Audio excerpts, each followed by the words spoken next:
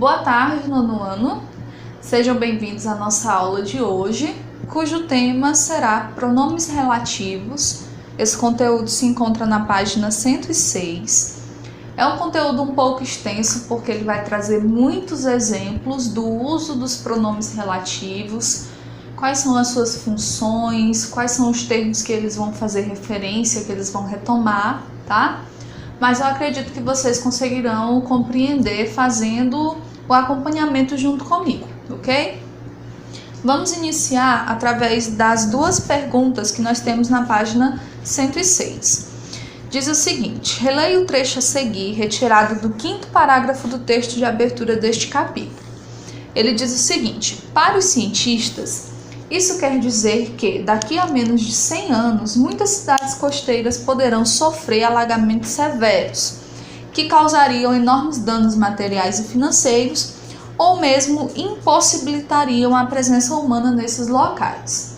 Então eu tenho aqui um trecho que foi retirado lá do texto que nós fizemos a leitura na abertura do capítulo, e dentro desse trecho eu tenho o pronome que está destacado aí em negrito, ok?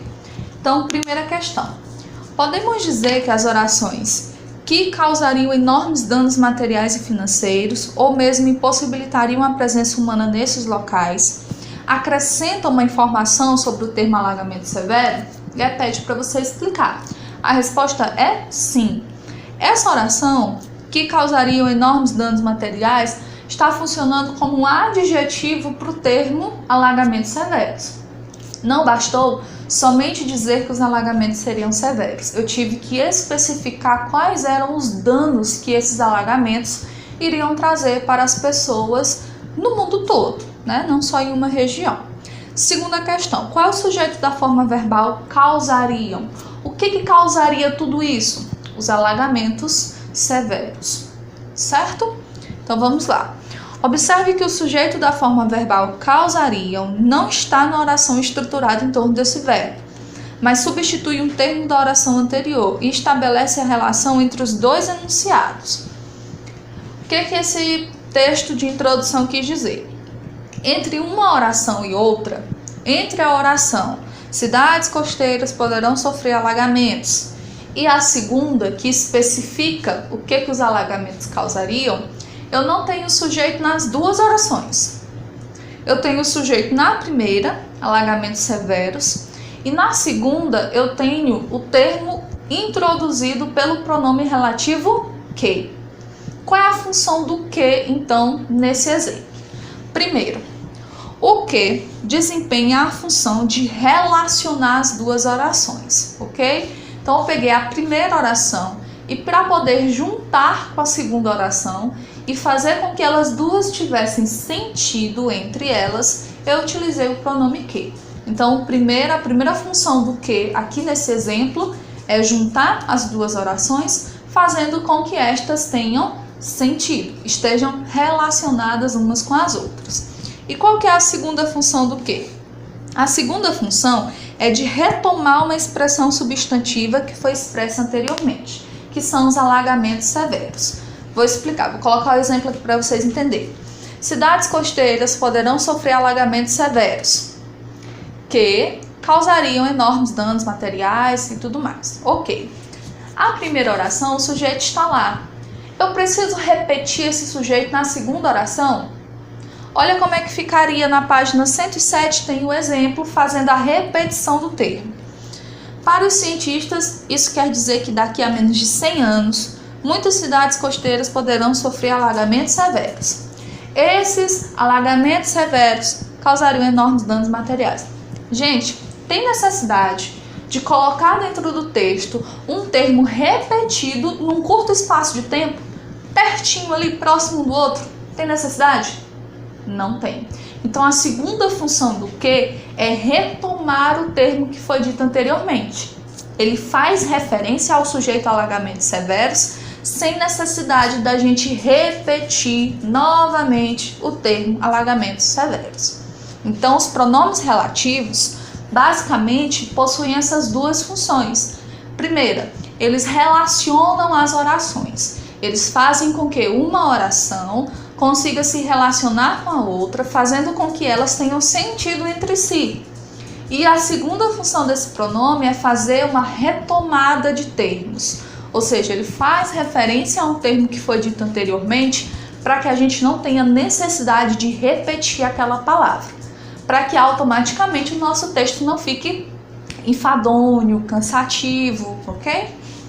Na página 107, nós vamos conhecer alguns desses pronomes relativos, ou pelo menos os pronomes relativos mais usuais, mais frequentes. Eu vou colocar a mesma tabela que está no livro de vocês aqui do lado, só para você saber aonde que eu estou fazendo a leitura, ok? Nós temos o pronome que é o mais usual, o quem, o qual e as suas variações, os quais, a qual e as quais, o onde e o cujo. 5 pronomes relativos. Então vamos lá. O que é o primeiro pronome, funciona como a retomada do substantivo para designar uma pessoa, uma coisa ou um lugar. O pronome quem vai retomar um substantivo que designa pessoa, só pessoa. O qual e as suas variações vai retomar um substantivo que designa pessoa ou coisa. E ele pode ser utilizado como um pronome equivalente ao que, ou seja, pode ser utilizado na mesma função que o que.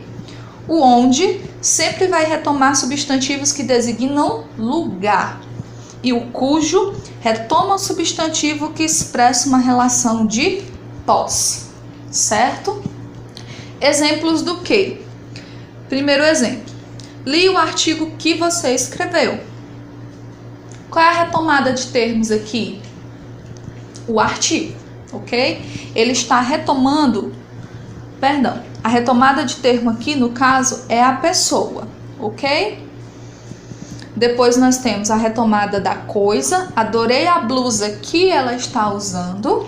E depois a retomada do lugar, a cidade que visitei era quente. Para quê? Para que não haja necessidade de eu ficar repetindo as palavras. Artigo, as palavras, para não estar repetindo você, para não estar repetindo a blusa, para não estar repetindo o termo cidade. Então, todos os exemplos que estão aqui na página 107, eles fazem a retomada para que não haja necessidade de você fazer a substituição. Porque o pronome relativo já está ali para fazer a referência, tá? Para fazer a referência.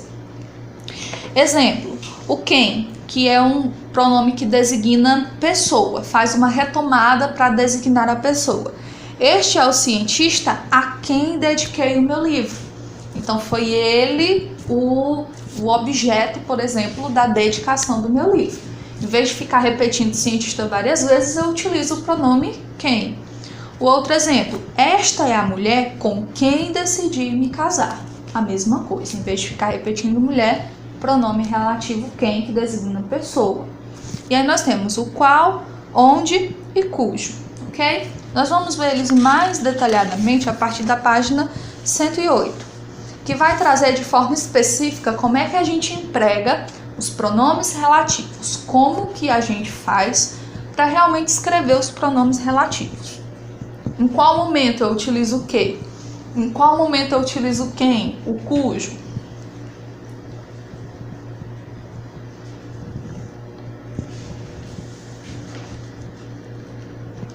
Então vamos lá.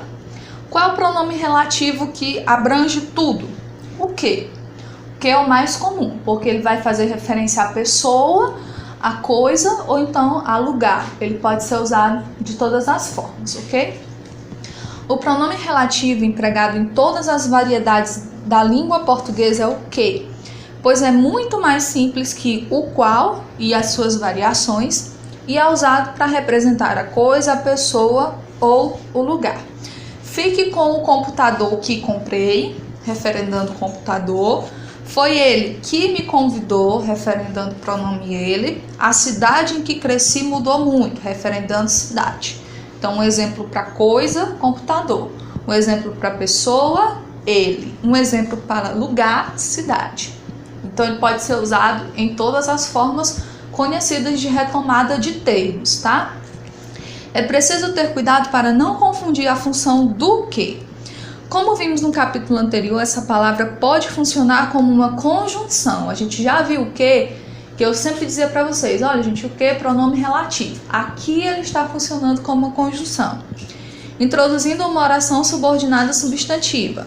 Como pronome relativo, o que pode ser substituído por o qual e todas as variações, os quais, as quais, o que não acontece quando ele está desempenhando a função de uma conjunção integrante. Observe. Aí nós temos o exemplo. Ela não sabia que sua amiga de infância não a convidaria. Nós temos aqui a conjunção integrante, que está introduzindo a oração subordinada, porque ela não sabia o quê? Que sua amiga de infância não a convidaria, ok? Não pode ser substituído por a qual. Como que ficaria então? Ela não sabia a qual sua amiga de infância não a convidaria. Faz sentido? Sentido algum, certo? Exemplo de baixo. Ela não foi convidada pela amiga que conhecia desde a infância. É uma outra oração com o mesmo sentido, mas é uma oração diferente. Vamos agora substituir por a qual, para ver se faz sentido. Ela não foi convidada pela amiga, a qual conhecia desde a infância. Então, aonde você fizer a substituição e funcionar, der certo, você trocar o que? Pelo qual, ele vai estar ali funcionando como um pronome relativo. Mas se você estiver diante de uma oração que tem o que e você tenta substituir pelo qual ou as variações e não der certo, significa que ali ele está funcionando como conjunção, tá bom? Porque quando a gente estuda as orações, a gente estuda esse universo todo interligado de morfologia com sintaxe. Então é bom ir tirando as dúvidas, né, aos poucos do uso desses termos, tá bom? O que como pronome pode ser substituído pelo qual. O que como conjunção não pode ser substituído, porque não vai fazer sentido, tá bom? O onde. Esse pronome relativo deve ser usado apenas para substituir termos substantivos que indicam lugar, tá? O onde só tem essa função, não é como o que é multifuncional, não. O onde, ele só tem essa função, falar determinadas palavras que remetam os termos aos lugares, ao lugar. Mas é possível empregar também outros pronomes. Aí nós temos os exemplos. A escola onde estudei fechou, tá retomando. Escola, lugar. A rua onde fui assaltado não tem policiamento, tá retomando o termo rua. A praça em que nos encontramos é ótima. A cidade na qual nasci é patrimônio cultural. Veja, apesar do onde ter uma função específica, que é retomada de lugar, a gente pode utilizar outros pronomes, como foi o caso do que ou na qual, tá? Página 109. Embora a gramática normativa imponha, ou seja, você é obrigado a utilizar o pronome relativo onde apenas para substituir termos substantivos que indiquem lugar, nem sempre essa substituição é adequada às normas de uso. Isso é, você substitui, mas aí a oração fica meio esquisita, né? Soa estranho. Nesses casos, prefira empregar o que ou o qual. Se você tem o onde para retomar o lugar, mas naquela oração não ficou legal, você colocou o onde, mas a frase ficou estranha, sem sentido, você pode colocar outro pronome. Exemplo, o país onde visitamos é incrível. Faz referência ao lugar? Certo, faz referência ao lugar, ao país. Mas foneticamente fica bacana? Tá adequado? Não está. Então eu posso trocar pelo que é o pronome universal. Aquele que serve para tudo e todos. Então como é que fica o exemplo? O país que visitamos é incrível. Aí ficou adequado, certo? Cujo. Quais são as indicações de utilização para o cujo? O cujo e as suas variações é utilizado para indicar uma relação de posse. Então, todas as vezes que você vê o cujo, ele vai estar indicando posse, poder. Não gosto daquele filme. O personagem principal daquele filme morre. E aí eu coloquei a adaptação. Não gosto daquele filme cujo personagem principal morre. Qual é o personagem principal que morre? Daquele filme que eu não gosto, tá? Posse. Adoro lugares cujo clima é frio. Adoro lugares cujos moradores são simpáticos. Quem não gosta, não é verdade? Comprei uma casa cujas instalações elétricas estão um caos, ok? Então, o cujo é utilizado para indicar sempre uma relação de posse. Página 110. Na prática, o pronome relativo cujo está caindo em desuso, ou seja, as pessoas não utilizam mais esse pronome. Mesmo em situações de comunicação formal, ele praticamente não é utilizado. Em seu lugar, normalmente empregamos o que? Embora esse uso seja extremamente cotidiano, a gramática normativa ainda o condena, explicando que o relativo que não expressa a relação de posse, explicando que o pronome não expressa uma relação de posse. Portanto, de acordo com a gramática normativa, são inadequadas construções como: prefiro comidas que o tempero é leve. Deveríamos ter o pronome cujo, porque é uma relação de posse. Admiro artistas que a personalidade não muda com a fama. Novamente, deveria ser o cujo, que é posse. Prefiro comidas cujo tempero é leve. Admiro artistas cuja a personalidade não muda com a fama. Mas no nosso linguajar, na fala, né, no momento ali do cotidiano, do dia a dia, você não vai lembrar do uso do cujo. Essa que é a realidade. Nós sempre optamos pelo que é o pronome universal, que serve para tudo, serve para todos, ok? E o último tópico dessa aula fala sobre o pronome precedido por preposição, ok? Observe a relação existente entre essas duas orações. Este é o livro, eu emprestei este livro. E aí a oração modificada, este é o livro que eu emprestei. Como o pronome que na segunda oração retoma o livro, nós temos que eu emprestei, que é igual ao livro, eu emprestei ou eu emprestei o livro. Página 111. Agora observe como é esse mesmo processo quando utilizamos o verbo gostar, que pede a preposição de. Então, como é que fica o livro? Este é o livro, eu gostei desse livro. Este é o livro de que gostei. Então, aqui basicamente nós temos que imaginar que quando nós estivermos utilizando os pronomes relativos, precisamos também prestar atenção na predicação dos verbos que estão antecedendo, por exemplo. No exemplo da página 110, este é o livro que eu emprestei. Eu emprestei o quê? Emprestei é um verbo transitivo direto. O complemento é um objeto direto, então não precisa de preposição. Por isso, nesse exemplo, foi bastante colocar simplesmente o pronome relativo que. Este é o livro que eu emprestei. Agora, na página 111, o exemplo com o verbo gostar é diferente, porque o verbo gostar é um verbo transitivo indireto. Quem gosta, gosta de algo, de alguém, de alguma coisa. Tá vendo? Então, nesse caso, por conta do verbo ser transitivo indireto, ele já necessita, a predicação do verbo já exige a preposição. Então, dessa forma, o pronome também precisa ter a sua adequação, precisa da preposição antecedendo o pronome, para que a frase fique correta, tá? Da forma normativa falando. Como você certamente percebeu, a construção este é o livro de que gostei vai ser um período composto de duas orações e o verbo que está estruturando a oração é um transitivo indireto. Assim, a gramática normativa determina que o pronome relativo seja precedido pela preposição que exige o verbo, tá? Então, se na sua construção você for colocar o pronome relativo e o verbo for um verbo transitivo, você não precisa colocar preposição. Porém, se o verbo for um transitivo indireto, aí você precisa colocar a preposição. E aí nós temos uns exemplos na página 111. As preposições em, de e com, certo? Este é o livro em que você acredita. Este é o livro de que você discorda. Este é o livro de cujo tema discordo. Este é o livro com o que você simpatiza. Ok?